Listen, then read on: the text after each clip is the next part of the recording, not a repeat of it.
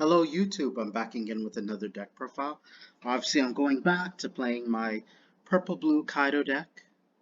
This is obviously the only deck that I play, but the reason why I say that because I've done deck profile videos in the past before, and besides just One Piece, I play Magic and Yu-Gi-Oh! So I'm inclined to playing different card games in case, depending on the format, if it isn't for me, and try to move away from the stress and the toxicity that comes along with it.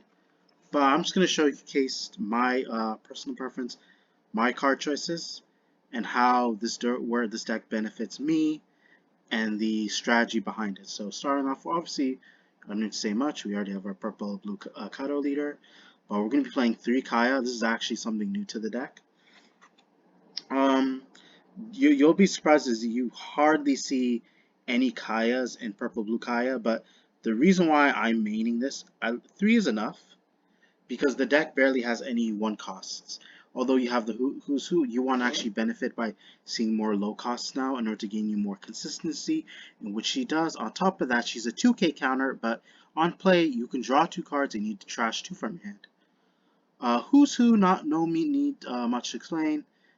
Very basic, very standard. You play it on play. You excavate the top 5 and you pick one Animal Kingdom Pirate card from your deck to your hand, up to from one of the cards that was excavated. Besides who's who, and it goes to your hand. Another low cost is 4 Black Maria. Initially, I was expecting to play more blockers. I was originally trying to keep Boa Hancock, but the thing is, since it's easily searchable with Who's Who, and normally I prefer to play Trafalgar Law because it's a 1 cost. But the Black Mirror, you can easily get it out with these by playing Who's Who, as well as we don't actually have any 2 costs, so there is a benefit there. But I prefer 1 costs, but it's usually just there as a 2 cost blocker, which with 2k power. And for other low costs, we're playing For Sasaki, another Animal Kingdom Pirate card. It also has a 2k counter. On top of that, on play, you place all the cards from hand, shuffle them into the deck, and you draw that many cards. You obviously got a max on this card. Again, it helps you fix your hand. I can't say whether it makes your deck more, because it's just to reassure you have a better hand than last time. So, and a card that isn't an Animal Kingdom Pirate card is we're playing a playset of Khalifa. She's also a 2k counter. Pretty much has a similar effect to Queen, but like you can not obviously you can't do it as many times as you can. It's only when you attack. But you can mine, obviously, you minus 1 Dawn. You draw 2 cards, discard 1, and it doesn't matter whether you can beat a character with it. It's just for the benefits of drawings to help you sort your hand. But most of all, it's also great as a 2k counter. So we're going to be playing our 2-page ones. We do have extras you can already see from here.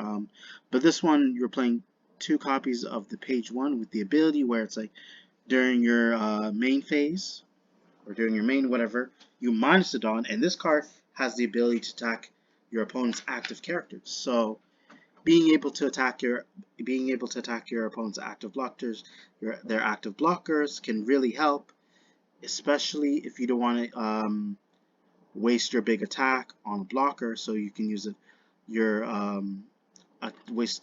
attack with page 1 by attacking the active blocker. So that it ensures that you have a chance to actually force your opponent to lose more counters, or be able to deplete their shield and be able to hit them for game. Obviously for ulti, the blue one, which you obviously feel like it is mandatory. Literally on play, you get to excavate top 3. You pick one of them and you can place them on the top or bottom in any order. So this is any card since we're playing a multicolored leader, and that's the reason why I love playing this ulti. It actually gives the deck more of a purpose as to why you play 2 colors. Because a lot of 2 colors have the the flaws that they always have like 1 life less compared to like standard color leaders. but you can actually benefit, even though this Kaido only has 4 life.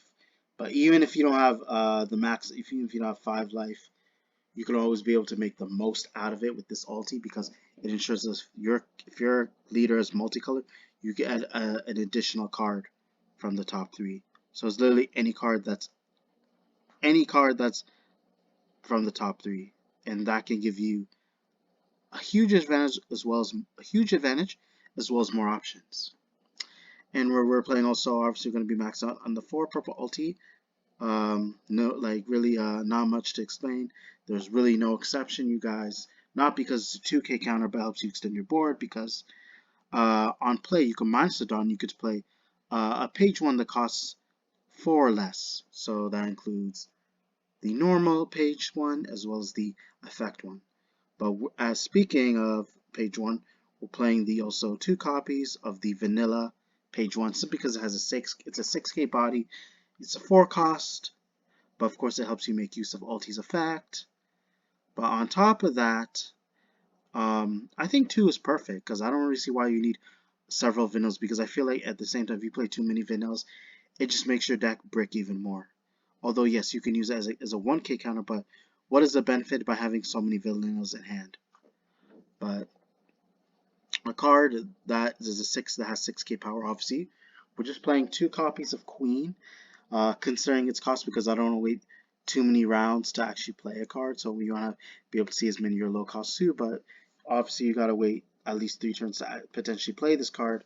But what it does is that it's again a 5 cost blocker, but on play is that you can minus a Dawn, you draw 2 cards, you discard 1, same thing as Khalifa, but only on play. And again, easily searchable with Who's Who. So I could understand, only reason I could understand playing 4 copies, at least you have no way of searching this. But since we have cards like Who's Who and Ulti on top of that, and as well as other draw cards, there's no reason to worry about having less than 3. So, and just to help to give our deck more options, we're playing 2 King.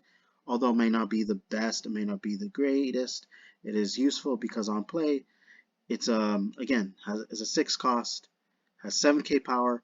On play, you minus the Dawn, you get rid of, you destroy 1 character your opponent controls that costs 4 or less. But the card that does it better is we got our 9 cost, 10k body, Kaido, which is a purple. On play, you can minus 5 Dawn. When you do, you can destroy 1 character your opponent controls that costs 6 or less, and if you do, this card gains Rush for this turn.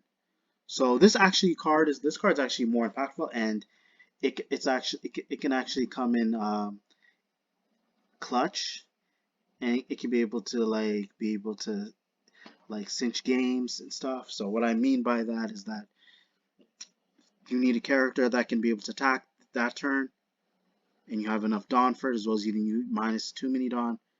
Of course, you can get him out at the last moment, and that's when you're able to finish your opponent.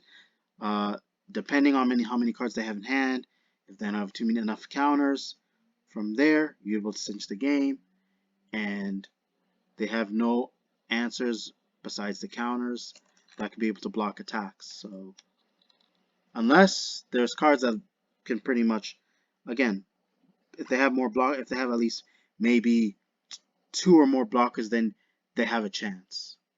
But if they only have 1, then their chances are slim. And speaking of Kaido, we're playing another one, but which is a 10 cost, as well as it has 12k power. On top of that, you can use on play effect. It is optional. Minus 6, destroy all characters on the field. So the whole purpose, you want to just pretty much outright attack with all your characters before you play any of your Dawn. Keep the remaining 10 Dawn there, and then use up all your 10 Dawn, and that's when you decide to blow every single character out there, so that they can not only you make sure that they waste their attacks, they waste their counters, so you have more to offer on your next turn, so you're able to hit them even harder. A card that will actually help give us more counters is the 10 cost, 12k power blue Kaido, which on play, if your opponent has at least 3 or less life, you draw 4 cards. Absolutely very handy, very useful, since we're playing a lot more 2K counters, counters that have more than 2K, which you're going to see here. And not much to say about it, but it's the whole purpose behind it is depending how many counters that you play, the more coverage you have in order to like be able to like dismantle your opponent's attacks.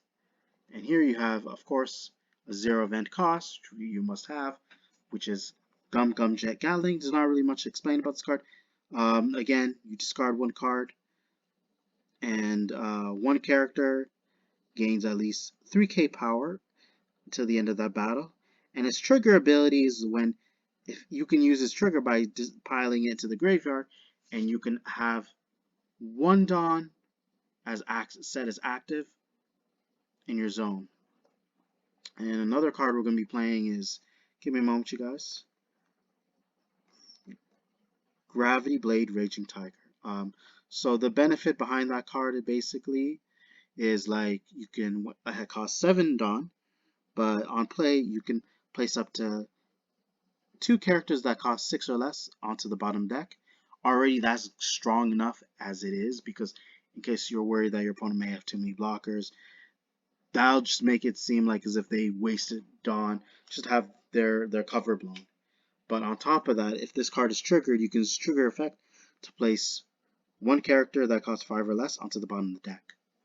So the benefit is if they have too many blockers or they have too much coverage, you want to make sure they have no coverage at all. So you can be able to have the characters that are already on your field, currently on your field, to be able to mount more attacks as well as strong characters, even if you don't get enough Dawn to actually power them up.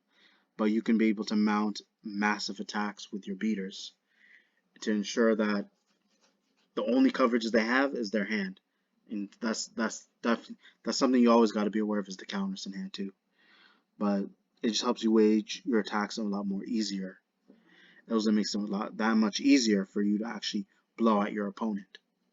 So by playing this card, mounting those attacks, just feel not only is it more of a flex, I feel like you have it. It makes it that much easier for you to overcome the competition for decks that might be a problem.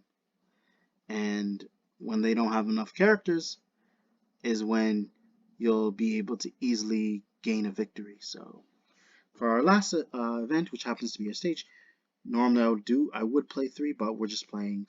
Normally I would play 4, but we're just playing 3, and that happens to be Onigashima, and has it's a main ability where you can tap it, and you get to set one of your Dawn cards from your Dawn deck as rested.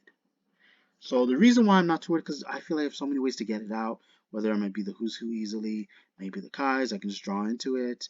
And of course you want to be able to say it as quickly as possible, but you won't be able to see it until your second turn at least. But to make it that much easier, we already have the early draw cards, which we're going to be using. Again, I mentioned like Kaya, Who's Who, and you definitely do get the benefits of playing those cards early on. So again, I feel like maxing out on Onigashima doesn't help, because there are a lot of times where it ends up being a brick, and you don't, once you already have one field, there's no reason to see multiple copies. So, and if you were to see multiple copies, a lot of times you'd pitch it with Queen, Kaya, or whatever card you have in hand on field, just to make the most and make this deck more meaningful. In which I managed to do something different for a change, in which maybe it may not be able to top regionals, may not be able to top locals, but not only is it very fun, this is a deck that I'm very passionate about. But one day, if I do, I will eventually do a second deck profile that isn't Kaido, which would be Katakuri.